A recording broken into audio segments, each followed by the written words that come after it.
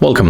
In front of me I have 70mai Dash Cam Pro Plus, and I will show you how can format SD card in this device. So we have to tap on the settings button. Right now we have to go right here for another menu, and here we got format SD card option. Click here to confirm. There we get the notification that the formatting will delete all our data that we have on the SD card, but we want to continue. So click here. Now just wait.